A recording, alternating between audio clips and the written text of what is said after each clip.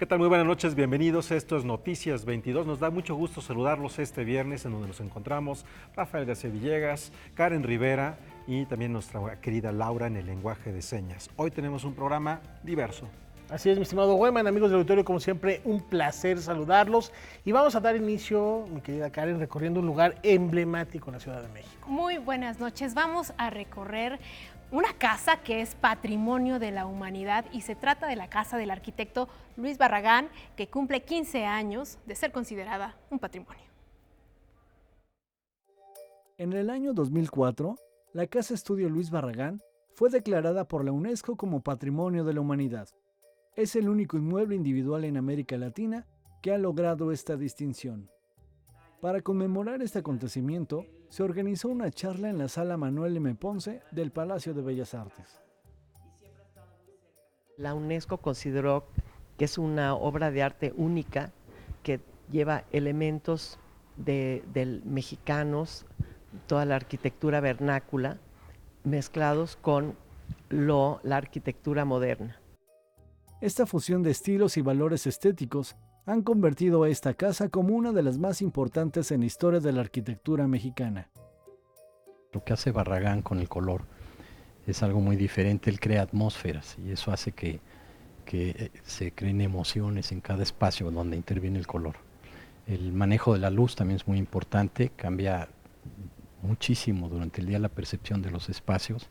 La integración con el exterior también es muy importante en la casa.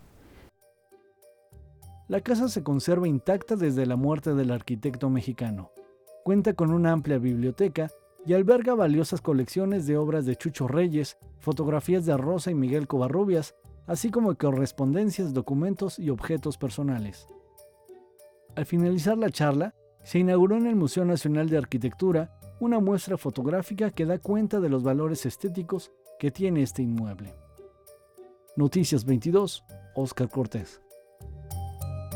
Bueno, ya vieron ustedes, es un espacio maravilloso, la casa de Luis Barragán, que se puede visitar, ustedes deben de hacer una cita. Es un lugar en donde también vienen muchos extranjeros porque la fama de Luis Barragán en todo el mundo es verdaderamente grande. Por ello es que también hay que hacer una cita, llegar, está muy cerca del Metro Constituyentes, y si quieren saber más de este arquitecto, hay un libro maravilloso de Luis Noel, editado por la UNAM, a propósito de la obra arquitectónica de Barragán. Muy interesante el juego de luces, el juego de muros, los muros que no llegan al techo para continuar con el espacio amplio, digamos. Y bueno, al entrar a los visitantes los recibe un muro color amarillo, precisamente con la intención de darle luz y de prepararlo un poco para los tonos rosas y verdes con los que se va a encontrar posteriormente. Y que es muy identificable en la Ciudad de México, que le cambió el rostro y es muy fácil y muy rico reconocer esa arquitectura del maestro Barragán en distintos puntos, no solo de México, sino del país. No, y del mundo, Rafael, porque, por ejemplo, Luis Barragán inspira a otro grande arquitecto del siglo XX, de finales del siglo XX, me parece que se llama Tadao Ando, un arquitecto japonés que se lleva elementos, discursos de Barragán, la idea de la luz en los espacios interiores, que también, si lo pueden ver, hay un libro muy bonito de Taschen con la obra de Tadao Ando y se hace un diálogo tremendo entre esos autores. Una invitación a visitar esta casa. Y ahora de la arquitectura, Rafael Güemansi, vamos a hablar del homenaje nacional que recibe Miguel León Portilla y que, bueno, ayer se llevó a cabo el segundo día de actividades.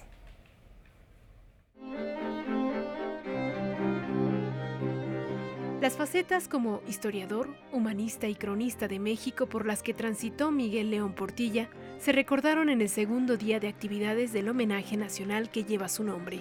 En él participaron alumnos, amigos, familiares y colegas, como los historiadores Rodrigo Martínez, Ana Rita Valero y el investigador Salvador Reyes. Me atrevo a asegurar que la obra de León Portilla tiene esa peculiaridad. El mexicano, los mexicanos, nos vemos reflejados en ella. De entre todos los libros de su autoría, la filosofía náhuatl estudiada en sus fuentes y la visión de los vencidos son clásicos de la historiografía nacional.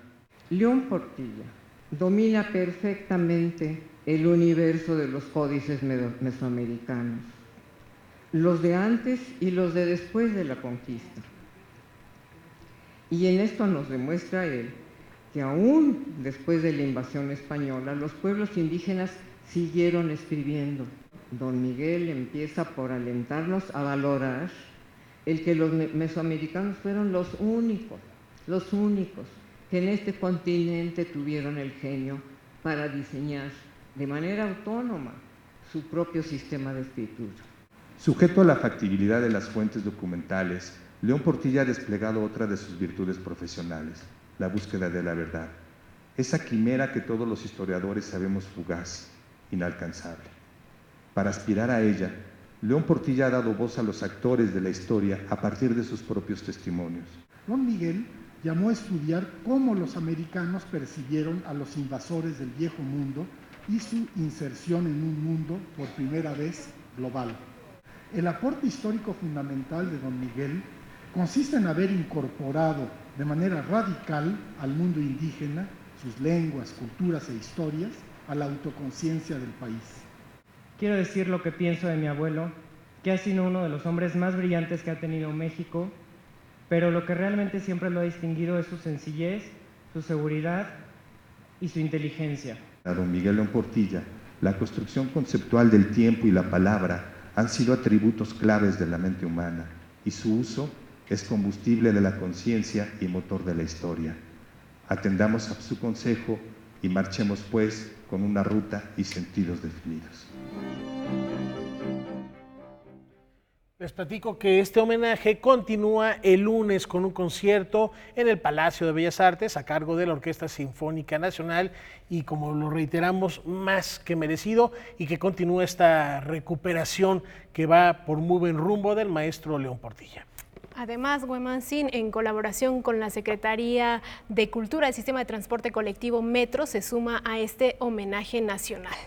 Así es, durante estos días se han obsequiado a los usuarios 2,000 cartografías que incluyen una semblanza breve del autor de La Visión de los Vencidos, y también hay un poema, Por todas partes serpiente, un poema que se puede leer tanto en náhuatl como español. Y hay que reiterar, el maestro León Portilla no es poeta, por supuesto, pero ha investigado y ha dedicado muchos años de su trabajo como profesor e investigador para generar una cantidad de libros verdaderamente vastas sobre la poesía. Hay una recopilación maravillosa que presentó cuando cumplió 80 años de la UNAM. Son 2 libros así de gruesos que le tomó cerca de 25 años poder terminar junto con un equipo colegiado, sin contar otras tantas publicaciones que ha hecho. Bueno, la invitación para que se suba al metro y lea poesía en náhuatl y en español. Incluso el mismo León Portilla dice que México es un país de libros, pensando en los que se escribieron antes de la conquista y después de la conquista. Y ya que estamos hablando de grandes personajes, el Museo Memoria y Tolerancia rinde homenaje a uno de los grandes emblemas de la defensa de los derechos humanos a 150 años de su nacimiento. La sabiduría de Gandhi nos conduce por el camino de la no violencia. A 150 años del natalicio del pacifista y líder del movimiento independentista de India, Mahatma Gandhi, el Museo Memoria y Tolerancia presenta la exposición Gandhi, el camino de la no violencia, a través de la cual se busca mostrar la vigencia de la filosofía de Gandhi en estos tiempos marcados por la intolerancia y la violencia. Aquí lo que estamos haciendo es una verdadera revisión de la no violencia a partir de la vida de este gran estadista. En la exposición se va a poder ver pues toda su biografía, sus primeros años, su lucha, su contexto. En el recorrido de las salas se muestran los eventos y los desafíos más significativos en la vida del estadista, así como los alcances de su valerosa respuesta no violenta, vehículo de logros decisivos e inspiración de los más grandes portavoces del cambio y de la lucha por los derechos humanos en la historia contemporánea. Tenemos fotos, reproducciones de fotos antiguas muy bellas que hablan pues de los primeros años de Gandhi. Tenemos un tren y se vive dentro de este tren la experiencia de cuando a Gandhi lo avientan del tren. Tenemos un tren museográfico que nos ayuda a relatar esa experiencia de una manera más vivencial. Tenemos una rueca. La rueca es un elemento muy simbólico porque representa el abandono de Gandhi hacia todo lo occidental, y hacemos una reproducción de una rueca hindú, y es una sala museográfica pues digna de verse, porque es una instalación artística a partir de un elemento histórico. Y tenemos, bueno, ahí la marcha de la sal puesta, prácticamente con un montículo de sal enorme y con un video proyectado. La exposición, colaboración del museo con la Fundación Ford, la Embajada de México en la India y Librerías Gandhi, se estará presentando a partir de este 5 de julio. El cierre, después de todo este relato cronológico de la vida del estadista, es hacerle ver al público que todos podemos conceder algo de nosotros por la no violencia. Noticias 22, Omar Vera. Pues enhorabuena para quienes han organizado esto, porque forma parte no solamente de este museo, la exposición que conmemora los 150 años de nacimiento de Gandhi, son muchas actividades que también nosotros tendremos en lo que resta del año, dado que la India será el país invitado de honor en la Feria Internacional del Libro de Guadalajara y habrá también muchos momentos que conmemoren a Gandhi. Por ejemplo, se van a sembrar 150 árboles en un jardín para recordar a este personaje. Y si están interesados en esto de la no violencia, un personaje que influyó determinantemente a Gandhi, además de que él estudió leyes cuando era joven en Reino Unido y aprendió el sistema de combatirlos desde el ámbito legal, es Thoreau. Tú lo mencionaste, es el... Henry David Thoreau. Sí, Henry David Thoreau, y el libro es... se me está escapando. No es Caminar, es el otro. Desobediencia civil. Desobediencia civil. Ese mero. Bueno, ese libro influyó tanto en Gandhi como en Tolstoy. Así que no hay mejor manera de ser ciudadano que también confrontando la idea de Estado. Y esto es muy importante, no me gusta, bueno, sí me gusta jugar al abogado del diablo. No olvidemos que Gandhi era un ser humano, con debilidades, con pasiones, con filias, con fobias, y no hay que perder esto de vista, más allá de la figura que se nos comparte del hombre que luchó por la no violencia, también encontrar esa otra parte que nos ayuda a entender mucho cuáles eran sus causas, cuáles eran sus defectos, inclusive para llegar a hablar hoy, a 150 años de su nacimiento. Con esta información, no olvidemos también el discurso, además del discurso de la no violencia, lideró las marchas para mitigar la pobreza y para defender los derechos de las mujeres. Con esta información nos vamos a una breve pausa y regresamos con más.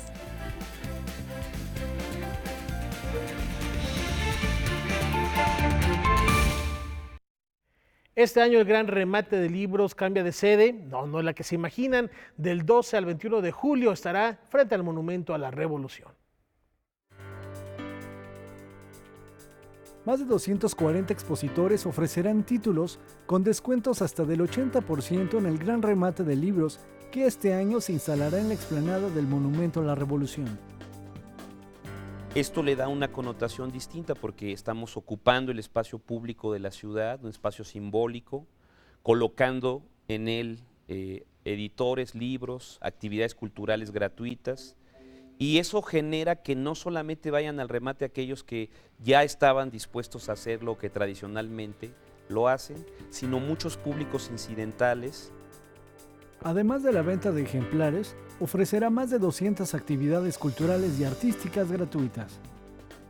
Vamos a poder tener un par de foros que uno de ellos estará lleno de actividad cultural permanente, en las mañanas actividades infantiles, desde grupos como Patita de Perro que participará, hasta otros que complementarán esta programación infantil, y luego hacia la tarde vamos a tener actividades clásicas, presentaciones de libros, lectura en voz alta, poesía, y de manera central habrá un homenaje a Fernando del Paso, que como ustedes saben es un muy importante, fue un muy importante escritor para este país.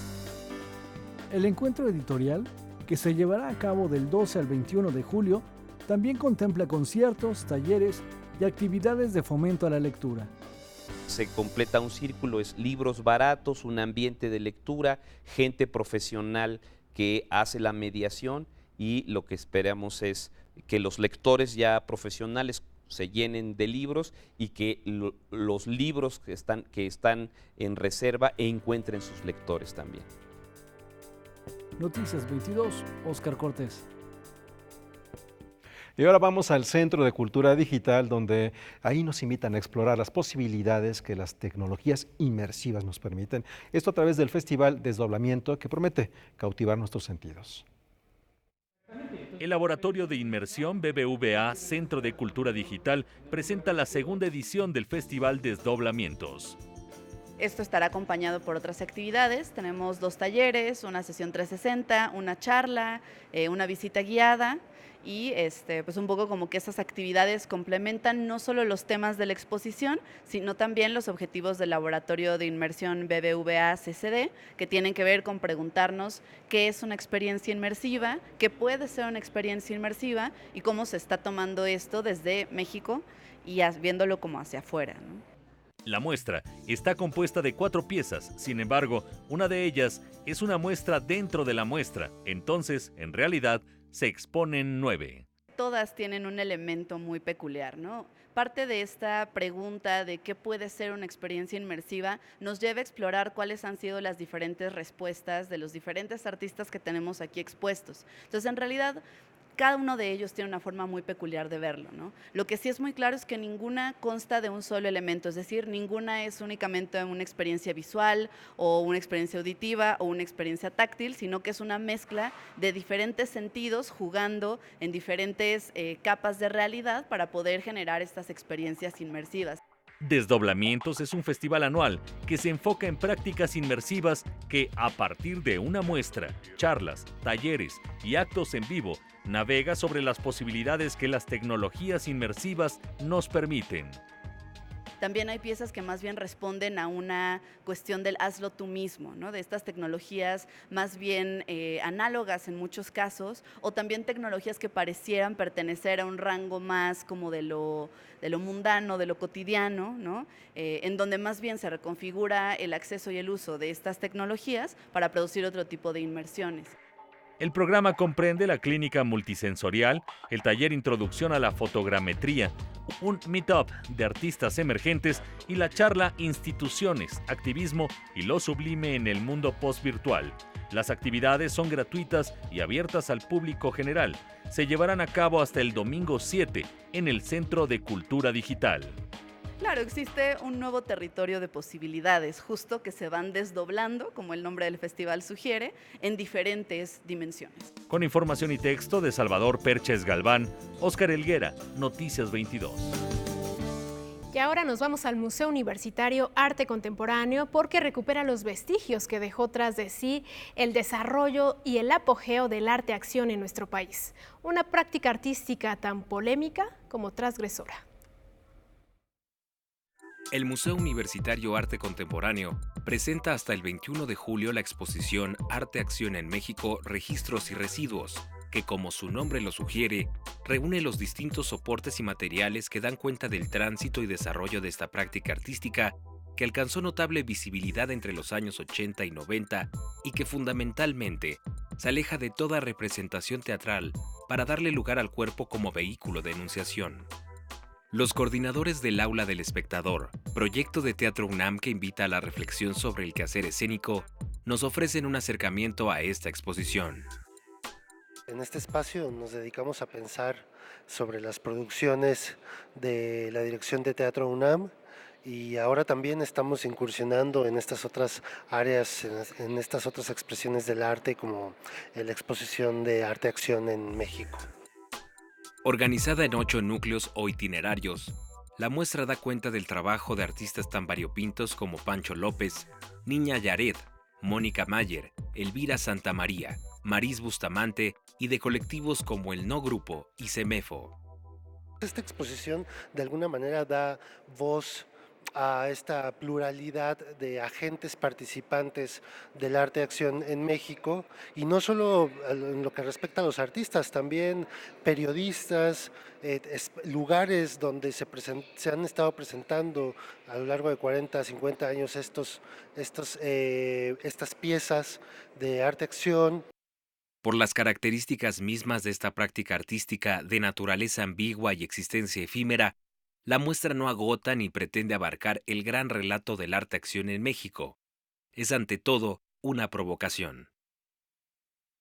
Bueno, a mí me parece que esta es una exposición que parte de interrogar también la propia noción de archivo en el performance. El performance siempre ha sido un arte que ha privilegiado la presencia por encima de la representación. Entonces es muy interesante ver que Arquella haya decidido hacer este montaje en donde se recupera parte de la historia del performance de México, en donde tenemos la oportunidad de asomarnos a las enunciaciones del performance que hubo en los años 80 y 90 y en donde podemos también acercarnos a pensar en la tensión que existe entre el registro de las artes vivas, de las artes del performance, que en su primer momento eran unas artes que se resistían también a la propia idea de registro.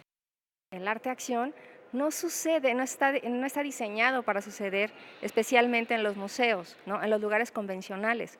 Lo que es muy interesante es ver cuál es la experiencia, ¿no? de ver estos registros, estas imágenes dentro del propio museo. O sea, cómo el museo los va a acoger y cómo el espectador, ¿no? El visitante del museo puede llegar acá y tener otro tipo de experiencia. Para Noticias 22, César H. Meléndez. Bueno, y ahora vamos con música. Se trata del trabajo que han hecho varios compositores. Rafael, cuéntanos un poco de qué se trata. Es de manera particular Daniel Torres quien está al frente de esta agrupación mexicana que se llama Dantor y es una experiencia sensorial con su nuevo disco, del cual les platicamos a continuación. Sinestesia es el disco más reciente de Dantor, agrupación que mezcla ritmos, armonías e improvisaciones con ciertas influencias del jazz, música latinoamericana y música vocal. Una de las cosas que me pasaba mientras estudiaba en México es que había mucha influencia de la música de Estados Unidos, del jazz, de las influencias de Norteamérica, pero al viajar a Argentina consolidé y me di cuenta que había pues otros ritmos, otras armonías, maneras distintas de utilizar la voz. Entonces dentro de mi proyecto incorporo estas sonoridades, ¿no? Estas sonoridades un poco que yo viví y con las que vibré en mi estancia en Argentina y también utilizo una técnica vocal que se llama canto polifónico, que es la posibilidad de hacer dos voces al mismo tiempo. Dantor está integrado por Daniel Torres Araiza, Aarón Cruz Bravo, Daniel Vadillo Nájera, Iram Guzmán Gris e Israel Torres Araiza. Esta producción se nutre de los ritmos del folclore de Brasil y Argentina. La estructura de mi música es de principio a fin, tiene una estructura, pero durante las composiciones hay momentos de improvisación, ¿no? Hay momentos donde se queda el bajo improvisando, hay momentos donde se queda el piano improvisando, la batería. Dentro del concierto van a escuchar que tenemos dúos de guitarra y violín o guitarra-viola. Pero sí, mi método de composición es más explorando en el instrumento. Van a poder escuchar atmósferas, como te decía, del jazz, armonías del jazz, de la música latinoamericana de alguna manera, y van a escuchar también cómo se involucra la voz sin la necesidad de que haya letra de por medio. Y bueno, esto incita a imágenes y es por eso la idea de sinestesia. La sinestesia es un tipo de alteración biológica que produce la capacidad sensoperceptiva de al escuchar un sonido, ver colores, ¿no? Percibir sabores, olores. El concierto en el que se presentará Sinestesia será el sábado 6 de julio a las 16 horas en la Plaza de las Artes del Centro Nacional de las Artes. La entrada es libre. Noticias 22, Alberto Aranda.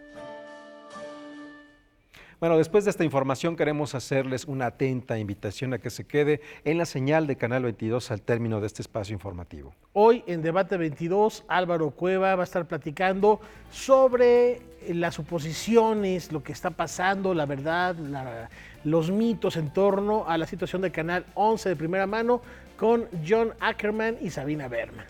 Así es, ellos estarán hoy con Álvaro Cueva en punto de las 9 de la noche, es decir, en unos minutos terminando Noticias 22. Y con esto una pausa.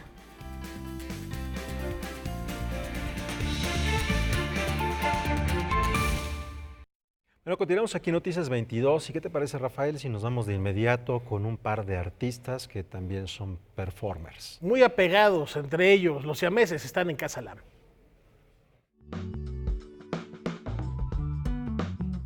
Pues esta serie la bautizamos como Retablos de Asombros y Metamorfosis. Es una serie pues que abarca diferentes disciplinas artísticas, porque hay pintura, hay escultura, hay dibujo y hay performance. Es el producto de pues más de 4 años de trabajo. Como podrán ver, hemos colocado a los lados de algunas de ellas unos espejos para que el público los desprenda de su clip y por abajo vea lo que está pintado. Porque estos retablos de asombros, estas cajas de sorpresas que además hemos bautizado como portaanhelos, exacto, porque cargan anhelos, son como estuches, ¿no?, de fantasía. Esta entrada al país de Alicia de las Maravillas requiere también que la persona pues mueva las piezas y que se mueva, que su cuerpo mismo se mueva para poderlas disfrutar. Para nosotros el arte es una manera de compartir una visión de nosotros, pero donde también es un reflejo de los otros, como un espejo, en esta aventura como colectiva de vivir dentro de una sociedad, pero dentro de un planeta, es lo que más nos apasiona.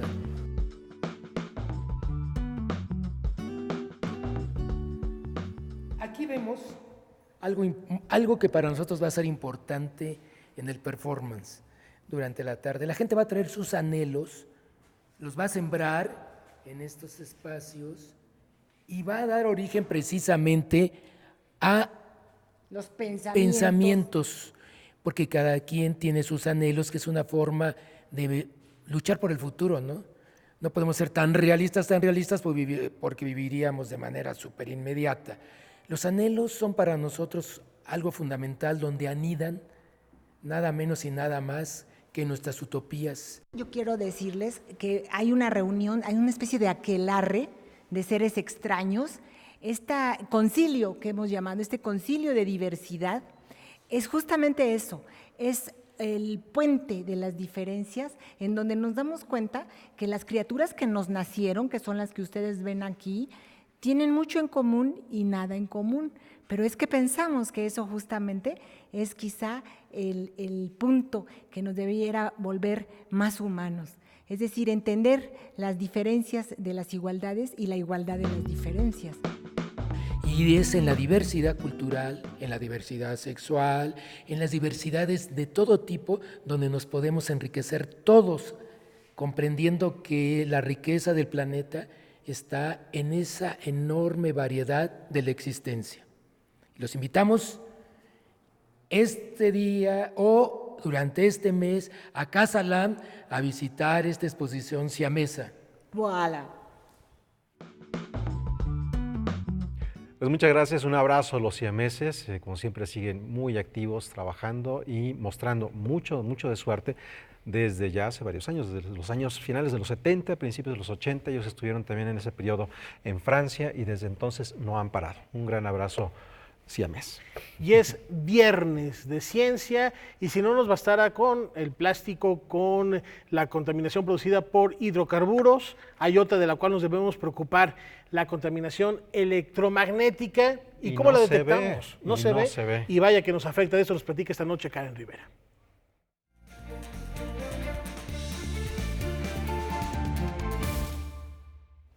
Viernes de Eliminar la Ciencia en Movimiento, y hoy me acompaña el doctor Marco Antonio Acevedo de la Escuela Superior de Ingeniería Mecánica y Electrónica del Instituto Politécnico Nacional para hablarnos precisamente del impacto que generan los campos electromagnéticos en el cuerpo humano. Doctor, muchísimas gracias por este tiempo. Además, esta institución creó una aplicación para medir estos niveles radioactivos, pero ¿qué le parece, doctor, si comenzamos por hablar de hasta ahora qué se sabe sobre los daños que pueden causar estos medios de comunicación, el celular, el Wi-Fi, en nuestro cuerpo? Muchas gracias, buenas noches, muchas gracias por la invitación. Efectivamente, tenemos que tener cuidado en los efectos que nos causa el uso sobre todo del celular. Hay dos efectos conocidos, científicamente comprobados. Uno de ellos es el calor. Cuando nosotros realizamos una llamada prolongada, podemos sentir cómo el dispositivo se calienta, nuestra mano, incluso parte de nuestra cara, sufre ese calentamiento. Hay otro efecto que tampoco es, bueno, más bien no es muy conocido, que cuando nosotros estamos hablando, las ondas cerebrales se afectan. En específico dos. Estudiamos en el Instituto Politécnico este efecto. Las ondas alfa y beta del cerebro solo se presentan cuando estamos dormidos o en un descanso muy profundo. Durante nuestra vida cotidiana están apagadas. Pero ¿qué sucede cuando nosotros levantamos el teléfono? Comenzamos a ver actividad en estas ondas que normalmente no tienen ningún efecto. Es equivalente a que si estuviéramos parpadeando, de esa magnitud es esta afectación. Y bueno, no lo sentimos. El calor, por supuesto, entonces podríamos tener una medida de hasta dónde puedo cortar la llamada, ¿sí? Esto anteriormente no lo sufríamos, sobre todo cuando nació la telefonía celular, que teníamos que ser muy breves porque las llamadas las cobraban por minuto, entonces éramos muy breves. Pero ahora es un uso indiscriminado, podemos estar hablando horas y horas en el trabajo. No solamente existe esta radiación, ahora todos tenemos audífonos Bluetooth, relojes Bluetooth, y sobre todo en los audífonos. Alguien comentaba, bueno, ¿qué pasa si no me acerco el teléfono, pero utilizo mis manos libres? Está bien, yo te recomendaría que fueran manos libres alámbrico, porque de todos modos tus audífonos Bluetooth te están radiando el cerebro y alguna afectación debes de tener. Ahora imaginemos que no solamente tenemos esa fuente de radiación, no solamente es el teléfono, no solamente son mis audífonos, sino tengo muchísimas redes Wi-Fi a mi alrededor, además de las radiobases celulares. Les comentaba en otra entrevista, cuando nosotros llegamos a casa y encendemos nuestro teléfono para ver el Wi-Fi, observamos todas las redes que están a nuestro alrededor, la del vecino, de enfrente, la de los lados, la de atrás. Si somos incluso un poquito curiosos y prendemos el Bluetooth, podemos ver la bocina del vecino, el teléfono, cualquier otra cosa. Entonces, todas estas emisiones, cuando nosotros estamos descansando, porque ya estamos ahí de 6 a 8 horas, estamos siendo radiados continuamente. Hasta ahora, ¿cuáles son las enfermedades que se han detectado, si es que se han detectado, que pueden provocar estas radiaciones, doctor? Si hablamos de que en el 2018 un porcentaje de 70 millones de mexicanos se conectaron a este tipo de redes, ¿cuáles son, digamos, de qué debemos preocuparnos? Sin duda, bueno, está muy comprobado que el cáncer, diferentes tipos de cáncer, sobre todo cuando uno está expuesto a una radiación muy fuerte.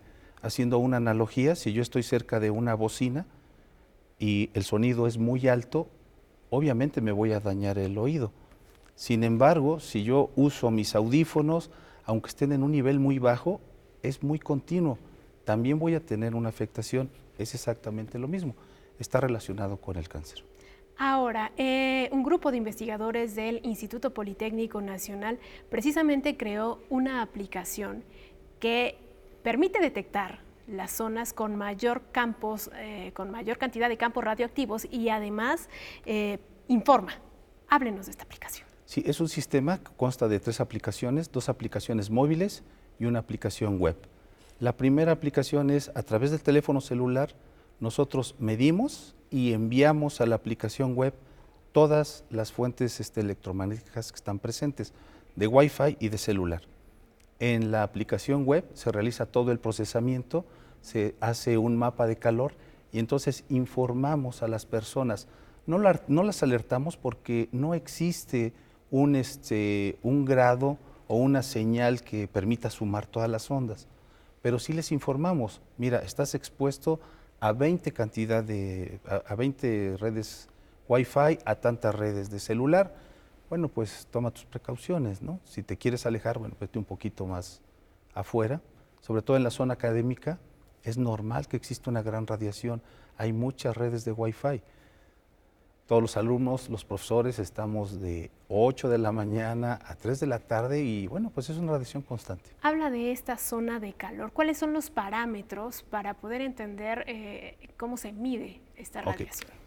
A la zona de calor es un mapa de calor que proyecta o nos dice cuántas redes Wi-Fi existen en esta área. Por ejemplo, si tengo una sola Wi-Fi, será un nivel verde. pero conforme vaya incrementándose el número de señales o el número de emisiones, tenderá a rojo. Entonces yo puedo identificar si está entre verde y rojo, amarillo, naranja, si hay mucha radiación o hay poca radiación. ¿Para qué usuarios está destinado esta aplicación, doctor? Es una aplicación que todavía no se tiene en los celulares. No, ahorita está enfocado únicamente a nuestro instituto, a nuestra área académica, porque queremos seguir haciendo estudios. Queremos ver cómo se comporta.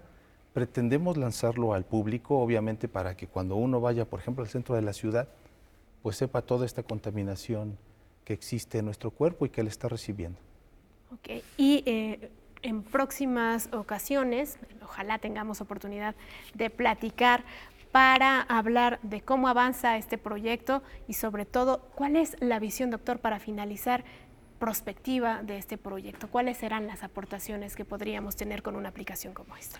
Bueno, lo que nosotros, insisto, queremos es informar a la población que es un problema grave y que esto va a ir en aumento, porque México no va a ser la excepción. Vamos a llegar a tener una ciudad inteligente, perdón, y con esto vamos a tener muchísimos entes radiando, los automóviles, el refrigerador, la pantalla, queremos ver dónde están nuestros hijos, va a haber una contaminación electromagnética aún mayor de la que tenemos actualmente. Doctor, muchas gracias por este tiempo, le daremos seguimiento a esta investigación. Yo regreso las cámaras con Huemanzin y Rafael.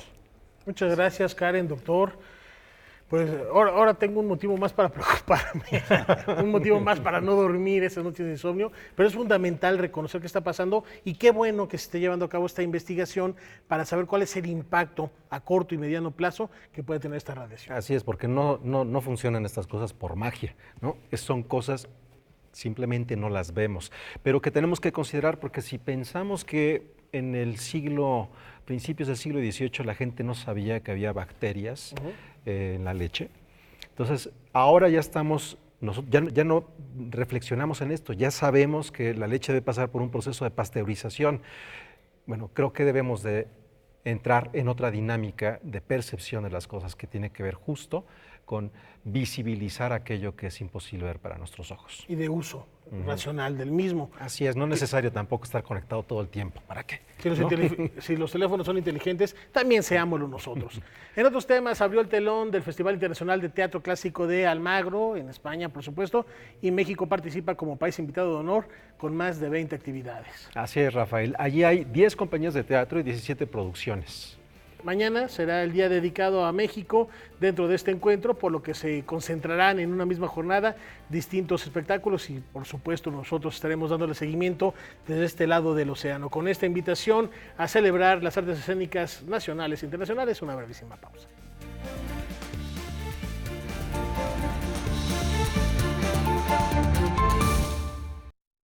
Bueno, continuamos aquí en Noticias 22 y vamos a hablar de agrupaciones. Agrupaciones, las más sobresalientes del arte coral, se dan cita en el Centro Nacional de las Artes. El Centro Nacional de las Artes presenta el ciclo A Coro, conformado por 3 recitales que dan cuenta de la riqueza y variedad de las voces mexicanas. El encuentro lo abre el 7 de julio el Coro Virreinal Rita Guerrero de la Universidad del Claustro de Sor Juana y Coro de Lisieux bajo la dirección de Aquiles Morales. Presentarán Fuego que me abraza, un recital que luego formará parte del Festival de Teatro Clásico de Almagro, que este año tiene como tema central a Sor Juana Inés de la Cruz. Invité a un compositor joven mexicano que se llama Andrés Vergara a hacer unas conexiones entre las diferentes piezas utilizando un poco música electrónica y percusiones y contrabajo para que en estos momentos se leyera estos textos de Sor Juana del Sueño y volviéramos a recordar que estamos adentro de este sueño.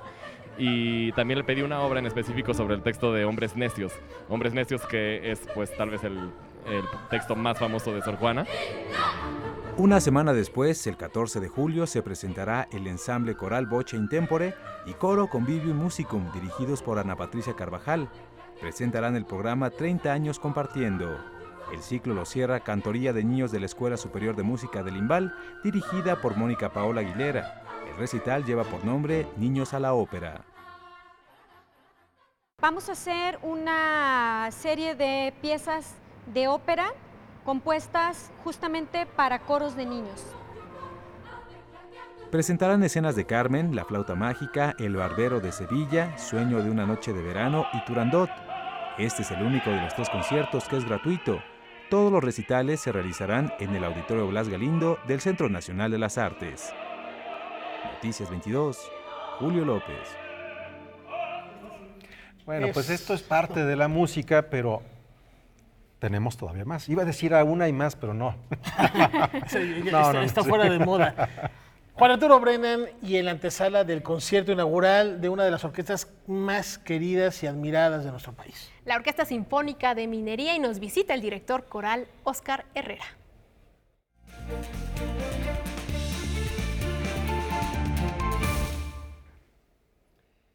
Dicho de otra manera, como lo dijeron mis colegas y amigos, ya viene la que a todos entretiene, la temporada de verano de la Orquesta Sinfónica de Minería. Mucha gente cree que llega el verano y la música se muere en esta ciudad. No, todos descansan y como solemos decir, ¿verdad, Óscar? La Orquesta Sinfónica de Minería es la orquesta que toca cuando nadie toca. Óscar Herrera. Como nadie toca. ¿Qué tal, Juan Arturo? Muy buenas noches. Lo presento rápidamente, ingeniero, músico, director coral, organizador, administrador, promotor. ¿Ingeniero en qué? Computación. ¿Practicas tu oficio Pues profesionalmente? no, porque la música me absorbe de tiempo completo. Sin embargo, todo lo que aprendí en ingeniería lo pongo al servicio de la música. O sea, este individuo es otro que se fugó de su profesión original para dedicarse directa y o tangencialmente a la música. Adivinen quién es el otro en el que estoy pensando. Óscar, mañana empieza la temporada. En efecto, mañana con mucha alegría empieza la temporada número 41 de la Orquesta Sinfónica de Minería. Muchos años Tendremos conciertos los sábados en la noche, a las 8 de la noche, domingos a mediodía en la Sala Nesa durante julio y agosto.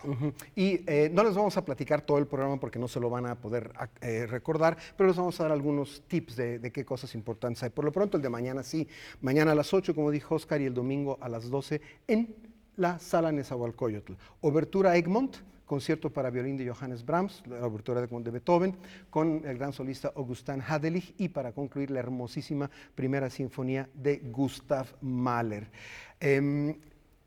Platícanos un par de cosas destacadas de lo que viene y yo les platico de otras. Obras que tú recomendarías para que la gente no se pierda.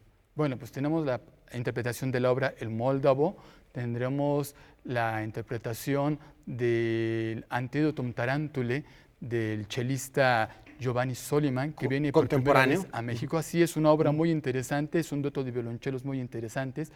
Tendremos también música contemporánea, La tumba resplandeciente de Oliver Messiaen, el poema del éxtasis de Scriabin, y cerraremos la temporada con el portentoso Requiem de Giuseppe Verdi.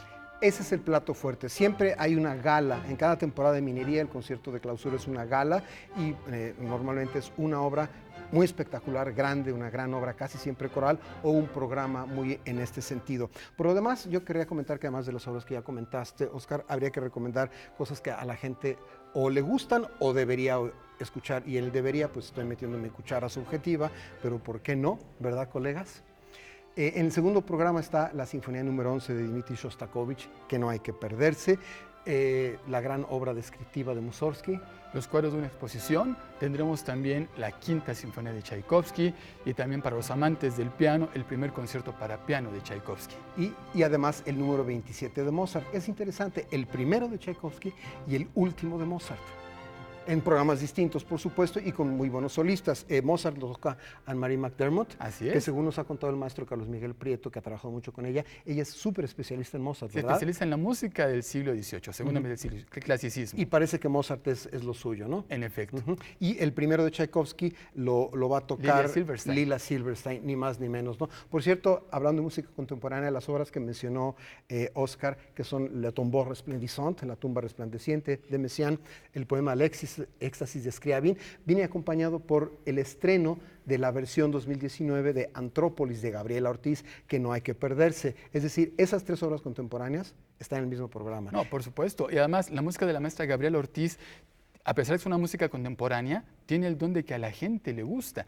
Entonces yo le invito a todos los radioescuchas y a todos los televidentes a que se acerquen a esta música de la maestra Gabriela Ortiz, que les va a encantar. Aunque sea estreno, les va a encantar esta música. Y en vivo, por supuesto, suena mucho mejor. Respecto a directores, la mayor parte de los conciertos de esta temporada los dirige el director artístico desde hace muchos años de la Sinfónica de Minería, que es Carlos Miguel Prieto, y hay 2 directores huéspedes invitados. Está José Luis Castillo, que tiene su programa, por supuesto, él es valenciano y español, o español y valenciano. Hay música de Rodolfo Halfter, de la suite de Don Lindo de Almería, y La fantasía para un gentilhombre, de Joaquín Rodrigo, con Pablo Sáenz en la guitarra, ¿cierto? Así es, y tiene en ese programa música del compositor argentino Ginastera, que son sus variaciones concertantes. Así es, entonces, y la otra directora huésped, porque es directora, es una directora estadounidense de altísimo nivel que ha venido ya a varias orquestas en México y que no se la pueden perder. Es una directora realmente espléndida que trabaja sobre todo muy bien con la música moderna, es Joan Faleta, no se lo pierdan. Y José Luis Castillo, ya saben ustedes, es compositor y se especializa también en dirigir música contemporánea, aunque en este caso dirigirá música moderna, que es la ginastera, la música de Rodrigo y la música de Rodolfo Halfter. Óscar, regresando a ti, ¿cuántos coros estás dirigiendo oficialmente ahora? Bueno, confiesa. Además del coro de la Facultad de Ingeniería, que el próximo año cumplirá 30 años, tenemos al coro Alquimistas de la Facultad de Química, que ya cumplió 4 años, y tenemos también a un nuevo hermanito, que es el coro de la Facultad de Medicina, que se formó el año anterior. Estos coros participarán ahora a finales de agosto en el 4º encuentro coral que organiza la Orquesta Sinfónica de Minería, aprovechando que al Requiem de Verdi viene el coro Vocales Sens que dirige el maestro Philippe Brunel. Este coro visitará la universidad, la UNAM, y juntaremos a varios coros para compartir y convivir con este coro. Es decir, esto forma parte de una costumbre ya bastante añeja de Sinfónica de Minería, que los coros, los ensambles y a veces los solistas que vienen interactúan con la comunidad musical, particularmente la universitaria, por supuesto, por la raíz universitaria de la orquesta, ¿cierto? Por supuesto. Hace 2 y 3 años estuvo el coro de Nueva Orleans y además muchos de los solistas y músicos que vienen con la Orquesta Sinfónica de Minería dan clases magistrales en la Facultad de Música. Todo esto para, de alguna manera, fortalecer este vínculo que tenemos con nuestra universidad. La Orquesta Sinfónica de Minería se fundó en la universidad y su objetivo es difundir la música, por supuesto, en la ciudad mexicana, pero primero que nada en nuestra universidad. Bien, ahora, ahí está, por ejemplo, el cintillo que anuncia la temporada, y no sé si ya apareció en el cintillo la dirección de la página, primero la dirección de la página de la Orquesta Sinfónica de Minería, que ahí está gracias a las manos mágicas de Paola ahí en la cabina, ya apareció la dirección, y un poquito después ella misma va a poner ahí las redes sociales de la orquesta para que ustedes se informen por el medio que ustedes más se sientan cómodos. Ahí está inmediatamente. Yo, ya lo saben, yo paso de las redes sociales, pero es básicamente por mi edad y por algunas cuestiones tecnológicas. Pero a veces es importante. Por ejemplo, todos los televidentes saben que los miércoles de julio y agosto, el maestro Juan Arturo Brennan y un servidor participamos en las pláticas de apreciación musical en el Infonavit. Ahí está el comercial. Donde contamos todos los detalles de los compositores y de las obras que toca la orquesta cada fin de semana. Las redes sociales, Juan Arturo, nos ayudan en este caso porque la próxima semana la plática no será el miércoles, será el martes. Exactamente. Todo, desde hace muchos años, Óscar y yo, todos los miércoles del verano, el miércoles previo a cada concierto, hacemos estas pláticas, pero por razones logísticas, como única excepción, la próxima semana es el martes, 7 de la noche en el auditorio del Infonavit, Barranca del Muerto y Manuel M. Ponce, en la colonia Guadalupe Inn. Las pláticas, por supuesto, son gratuitas, ¿sí? Es decir, no hay nada para nosotros.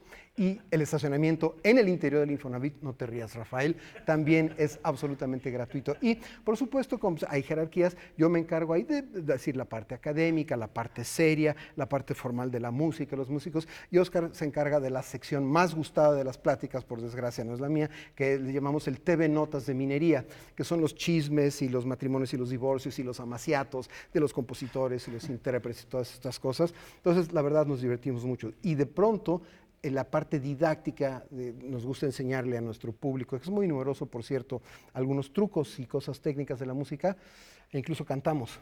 Así es. No se preocupen, no lo vamos a hacer aquí tampoco, pero el miércoles que iniciamos las pláticas, hicimos una demostración y cantamos Mahler. No cualquiera lo hace y a dos voces. El caso es que nos va a quedar un pendiente que tenemos tú y yo desde hace mucho tiempo, que también te vincula muy de cerca con la Sinfónica de Minería, que es que un buen día, ya que estemos arrancados o que haya terminado la temporada, va a venir la Orquesta de Cámara de Minería aquí, y también Óscar es el encargado de esa pequeña orquesta, así que sí le trabaja, Óscar, a la música, el ingeniero. No, por supuesto. Juan Arturo, tú sabes que la trompeta es el instrumento de tu vida. Te prometo que algún día traeremos a la Orquesta de Cámara de Minería para interpretar el concierto para dos trompetas de Antonio Vivaldi. Es más, voy a preparar a la orquesta para que tú dirijas el concierto de Vivaldi. Como ven, esto es un sueño guajiro, pero en fin, no se pierda nada con soñar. Terminamos ya nuestras secciones, agradezco mucho su presencia. Óscar, mil gracias por estar aquí. Ya tienen ustedes ahí los datos, ya tienen ustedes ahí la página, ya tienen ustedes ahí las redes sociales. Lo importante, empiecen mañana mismo, 8 de la noche, Sala Nessa, obertura Egmont de Beethoven, el concierto para violín de Johannes Brahms con Augustin Hadelich y la hermosísima primera sinfonía de Gustav Mahler. El resto de la programación le dimos una pasada, búsquenla por favor en la página y en las redes sociales. Compañeros, colegas, amigos, nos vemos la próxima semana por aquí. La próxima semana. O nos vemos en el concierto, porque no vayan por supuesto, mañana en el concierto. ¿Sí? Y nosotros nos despedimos, por supuesto, con la Orquesta Sinfónica de Minería. Canten. Toca para mejor. Para la próxima. La orquesta toca mucho mejor de lo que nosotros cantamos. ¿Sí? La Sinfónica de Minería con su director artístico, Carlos Miguel Prieto, octava sinfonía de Ludwig van Beethoven. Nos vemos el próximo viernes aquí. Gracias, Óscar.